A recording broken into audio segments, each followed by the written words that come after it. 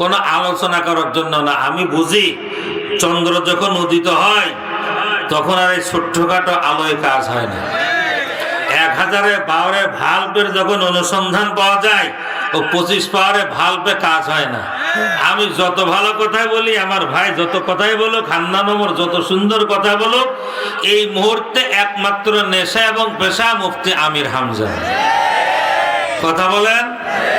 সুতরাং ওনার আশা পর্যন্ত কি একটু রাগ করে হলেও বসে থাকা যাবে, ঘৃণার সাথে হলেও, কিন্তু অন্তত পক্ষে শ্যামনগরের মানুষের মতো ইট মেরেন না। শুধুমাত্র ইটটুক মারা বাদে একটু করে ধৈর্য ধরে বসেন, থাকা যাবে ইনশাআল্লাহ। আমরা কোরআনুল কারীমের জন্য, আল্লাহর জমিনে আল্লাহর দিনকে বিজয়ের জন্য এইরকম রাতের পর রাত জেগে আমার যকসুর ছাত্র শিবিরের সোনার টুকরারা যদি তাদের বিজয় ছিনিয়ে আনার জন্য চেষ্টা করতে পারে, আমরা কি একটু সময় ক্লান্ত করতে পারবো না? কারা কারা পারবেন না আল্লাহু আকবার বলেন।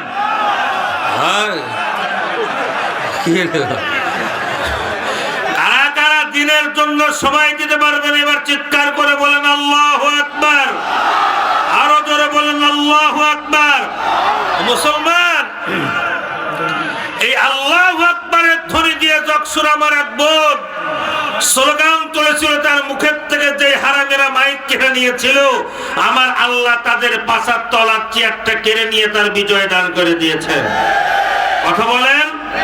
আল্লাহু আকবারের ধ্বনি কি কোনো মানব রচিত না আল্লাহ প্রদত্ত? আল্লাহ প্রদত্ত ধ্বনি আমার আল্লাহর দেয়া কণ্ঠে গাইব।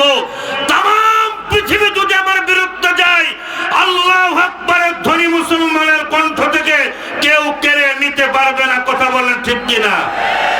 যারা কেড়ে নিতে চাইবে আসবে, তারা নিশ্চিত পরাজয় মেনে নিতে বাধ্য হবে, অন্যথায় তাদেরকে পতন ঘটানো হবে। এইরকম কঠিন মুহূর্ত যদি মুসলমানদের সামনে আছে, জীবন বাজি রেখে হানজালার মতো জীবনের সকল শক্তিগুলো দিয়ে আল্লাহর দিনকে বিজয় করতে চান কারা কারা? আল্লাহু আকবার বলেন। চিৎকার করে বলেন লিল্লাহি তাকবীর।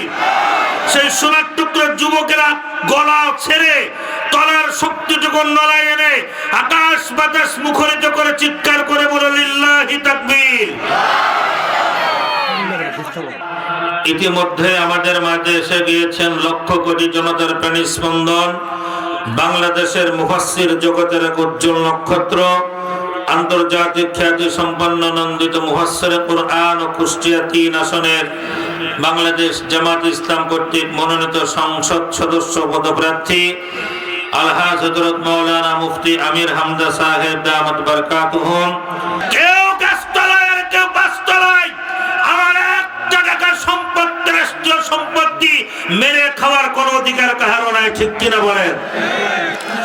আল্লাহর নবীর প্রিয় সাহাবী সাঈদ ইবনে আমির আল-জুমহানি, আল্লাহর নবীজির প্রিয় সাহাবী খলিফাতুল মুসলিমিন, তিনি যখন ক্ষমতার মসনদে অধিষ্ঠিত, আবু বকর রাদিয়াল্লাহু তাআলা আনহু ইন্তেকাল করেছেন, হযরত ওমর রাদিয়াল্লাহু তাআলা আনহু খলিফার মসনদে তিনি অধিষ্ঠিত হয়েছেন। খুব গুরুত্বপূর্ণ কথা।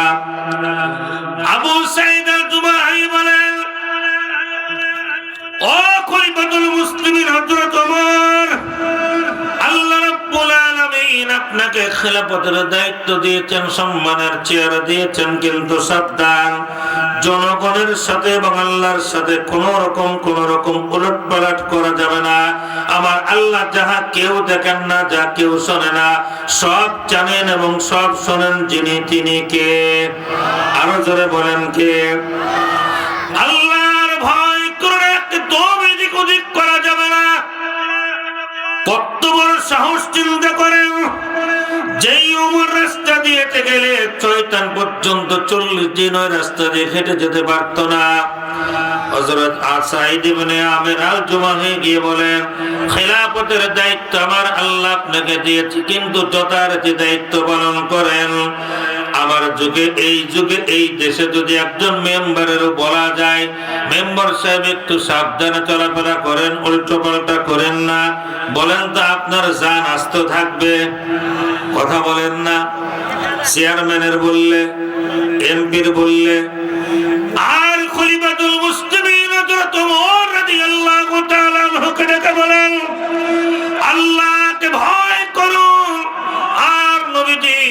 থেকে আপনি ফলো করুন, খবরদার রাষ্ট্রের ভিতরে কোনো উলটপালট করা যাবে না। হযরত ওমর বললেন, সাঈদ ইবনে আমির আল জুমাহি কাছে আসো, যতক্ষণ পর্যন্ত আমার প্রতিটা কর্মকাণ্ডের জবাবদিহিতা করার মতো লোক আছে, এই রাষ্ট্রটা যথারীতি কোরআন সুন্নাহ মোতাবেক পরিচালিত করা সম্ভব হবে।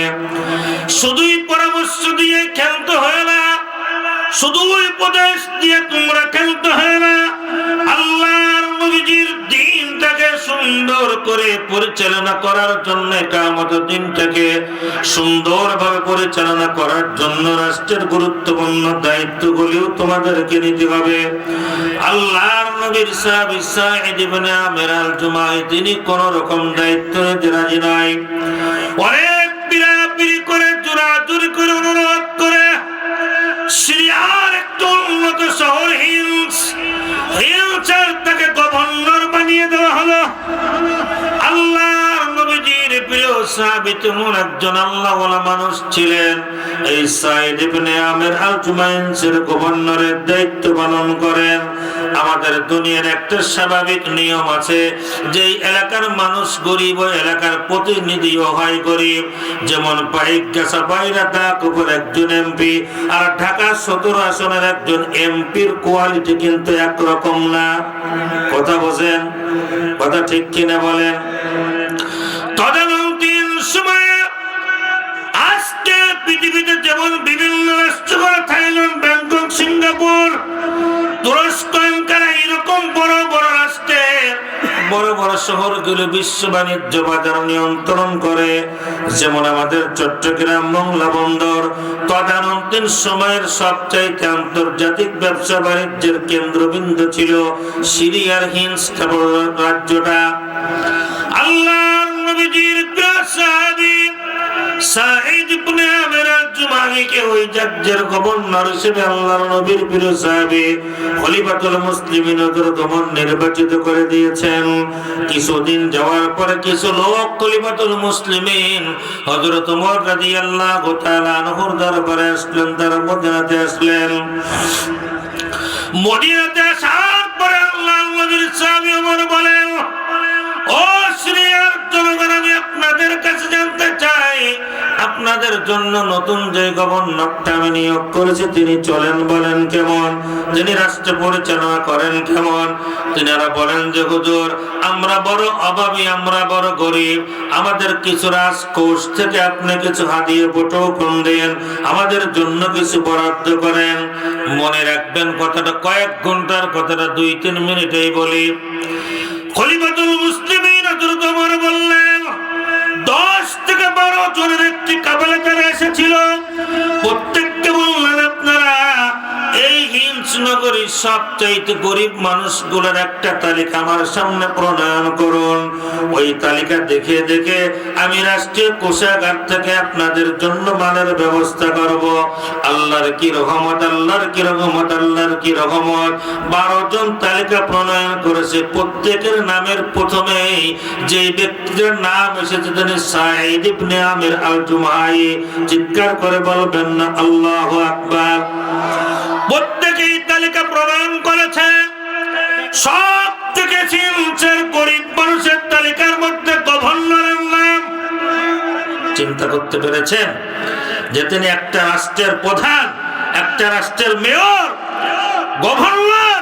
দ্যাট মিন্স আমরা সহজে বুঝি, যেমন আমাদের পার্শ্ববর্তী রাষ্ট্রের মুখ্যমন্ত্রী পদ আছে, আমাদের দেশে যদিও নাই, এরকম একজন মুখ্যমন্ত্রী ওই এলাকার, ওই রাষ্ট্রের, ওই নির্বাচিত এলাকার সব থেকে গরিব, অসহায়, দুর্বল।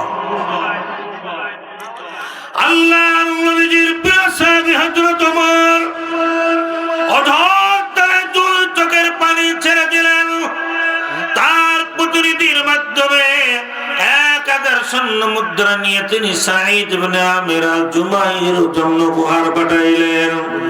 মদিনার থেকে যখন একজন লোক গিয়েছে, দুধ গিয়েছে, সাঈদ ইবনে আমির আল জুমাহির বাড়িতে যখন 1000 স্বর্ণ মুদ্রা নিয়ে গিয়েছে, চিৎকার করে বলে উঠেছেন, ইন্না লিল্লাহি ওয়া ইন্না ইলাইহি রাজিউন। এই আওয়াজ শুনে যার ঘরের থেকে তার স্ত্রী মনে করেছে বড় কোনো বিপদ, স্ত্রীও তেমন। বলে স্বামী আমার খলিফাতুল মুসলিমিন হযরত ওমর রাদিয়াল্লাহু তাআলা আনহু কি শাহাদাত বরণ করেছেন? বলে না।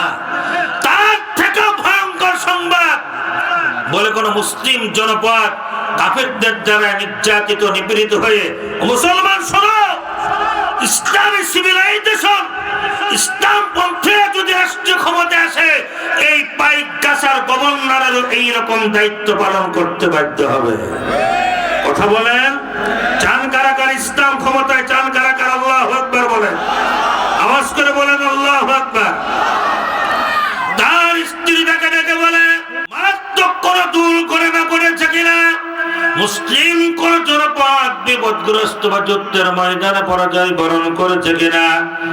হযরত সাঈদ ইবনে আমির আল জুমাহি বলে না, এইরকম কোন দুর্ঘটনা নয়, তার থেকেও ভয়ঙ্কর খারাপ দুঃসংবাদ। সাঈদ ইবনে আমির আল জুমাহির স্ত্রী বলে, আপনি মাথাটা ঠান্ডা করে বলেন। এবার আল্লাহর নবীর প্রিয় সাহাবী বলে, ও আমার স্ত্রী, দুনিয়া আমার ঘরের মধ্যে প্রবেশ করেছে, আখিরাত বের হয়ে গিয়েছে। সাহাবীদের জীবন কি সোনার মানুষের জীবন, আদর্শ কেন মানবেন রসুলের? রসুলের আদর্শে আদর্শিত হয়ে এই মানুষগুলো 1000 স্বর্ণ মুদ্রা, মানে আমার দেশের বর্তমান 5 কোটি টাকার সমান।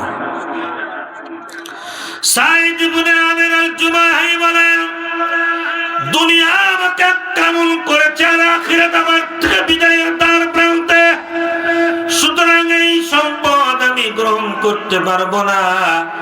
ওই দূতের উপস্থিতিতে তিনি তার স্ত্রীকে ডেকে বললেন, স্ত্রী, আমার বিপদ থেকে যদি মুক্ত করতে চাও, এই মদিনার দূতের উপস্থিতিতে 1000 স্বর্ণ মুদ্রা কোঠা হিন্স নগরের গরিব মানুষের মাঝে বিলি করে দাও। একবার জোরে বলা যাবে কিনা আল্লাহু আকবার। দূত মদিনায় ফিরে যখন গেলেন, তোমার জিজ্ঞাসা করলেন কি অবস্থা।